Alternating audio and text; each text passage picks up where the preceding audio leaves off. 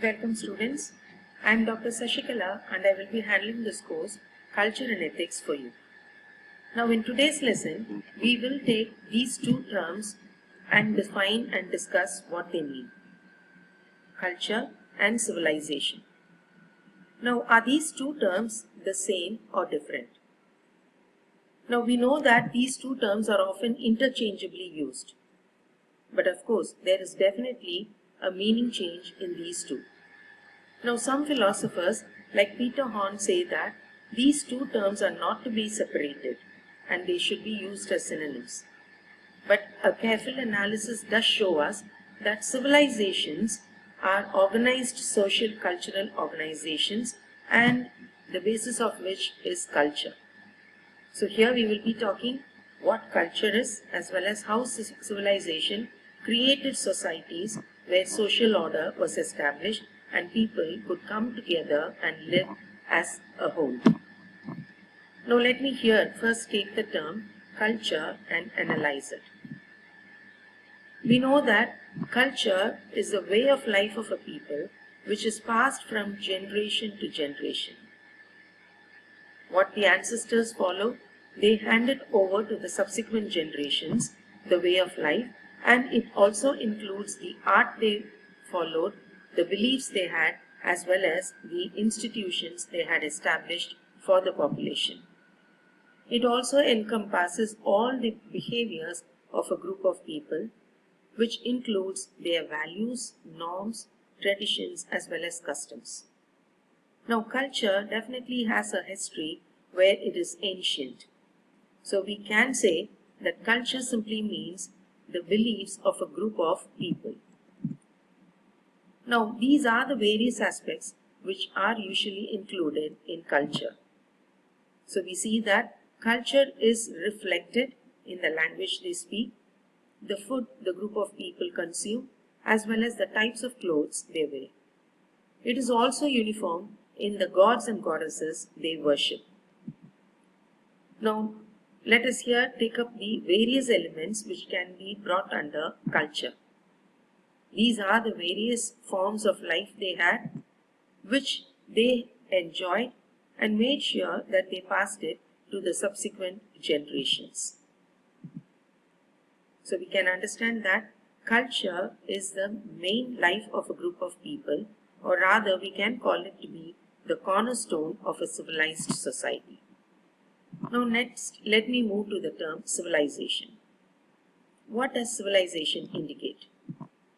We know that the primitive man who was living as a savage in the forest started moving into groups and settling to form some urban settlements.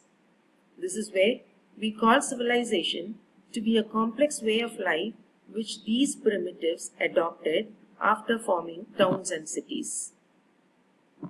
So civilization is said to be the breakthrough of a human society where the social and human development was far advanced than it was before they came into the urban settlements.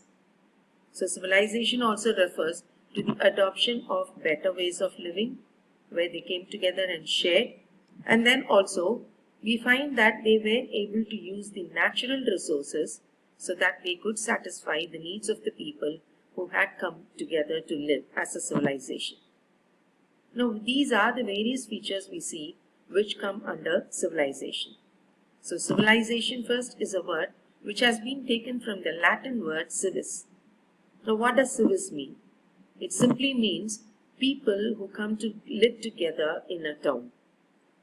So, civilization is where a complex society was created, where urban settlements were established, and also definitely a social or a societal setup was established. So there was societal stratification which was actually created by the cultural elite group of people.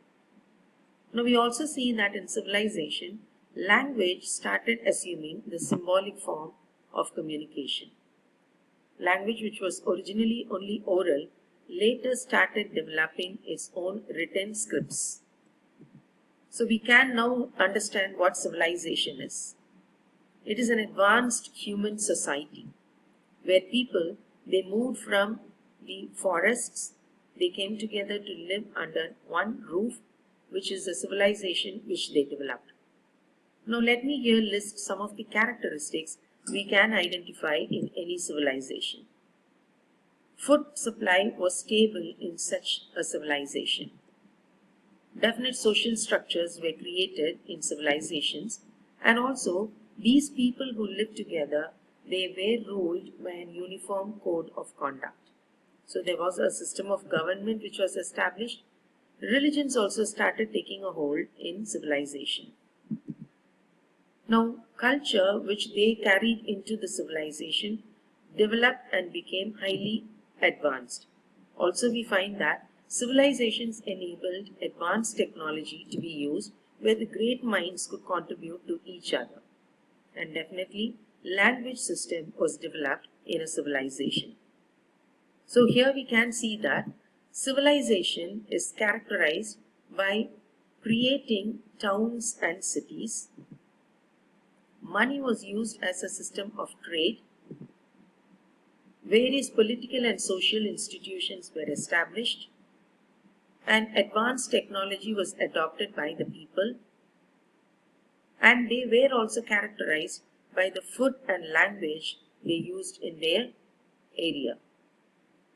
Since there was social stratification, you also see that there were various types of occupations which were practiced by the people in these civilizations.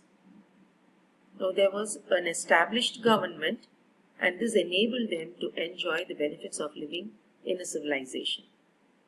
So ancient civilizations which date back to BCE, we can see that they were where a complex way of life developed, and people started living together in formed towns and cities. It was a very advanced state of human society with definitely a high level of culture. Science and industry thrived here, and also a systematic government was established to rule the people. So we can also see that socio, politico and economic characteristics like the various developments which we see in a civilization were also prominent. Urban development was there, social stratification was established, art and architecture developed here, language moved into the written code, and also there was a complex system of division of labor. And the established government made certain codified laws of administration for the ruling of the civilization. Now, after seeing the two terms, culture and civilization, it is very necessary for us to understand the difference between the two. Or we have seen that culture includes various aspects where diverse people come together with their own ways of life and live in a civilization. So culture is actually the key to understanding human life and death. This is where it also organized human way of life, and also we can say it reflects the mind of a society. Now let me here move down to show the difference between the terms culture and civilization. We know that culture is embedded in every aspect of life a group of people have, be it in religion, art, philosophy, literature, as well as music and dance. Now what then is civilization? Here it does not relate to individual aspects, but it shows the development a whole country had. This is where we have technology as well as the authority of people established in a civilization.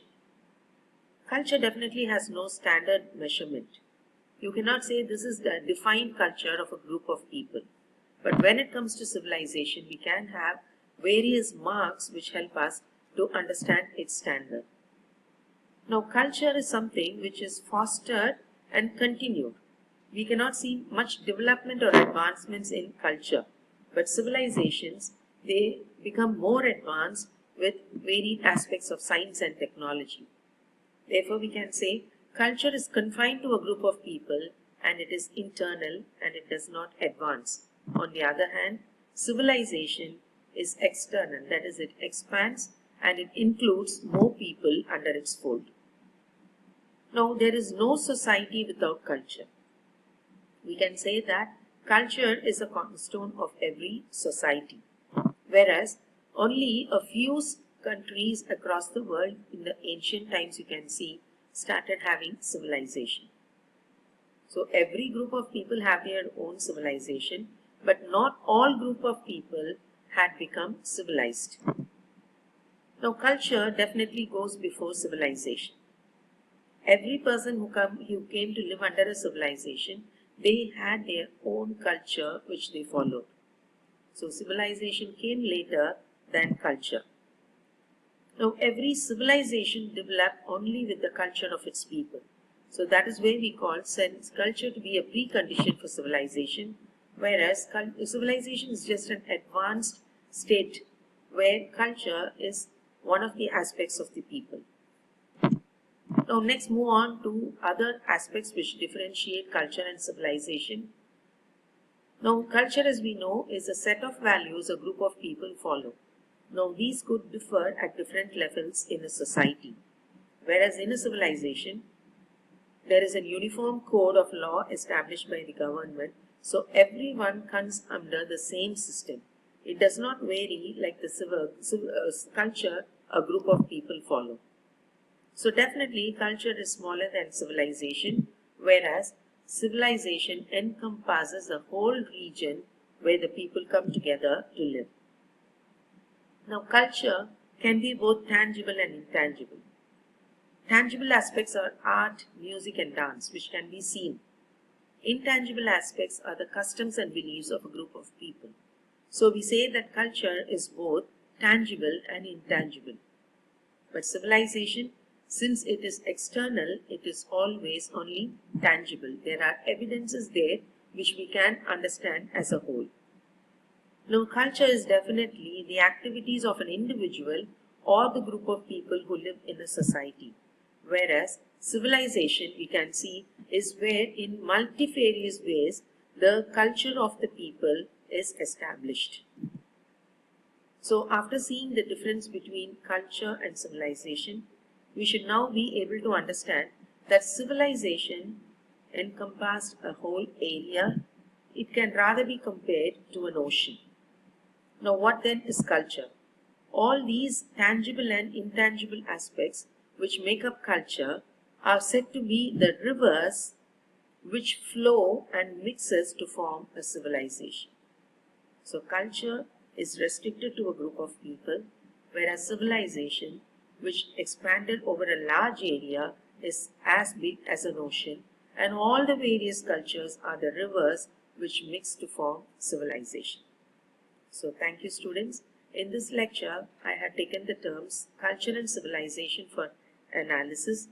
I have shown you that culture is internal, it is restricted to a group of people, whereas civilization is where people of different cultures come to live together in urban settlements, which has a definite societal transformation as well as a unified code of law established by the government. Thank you, students.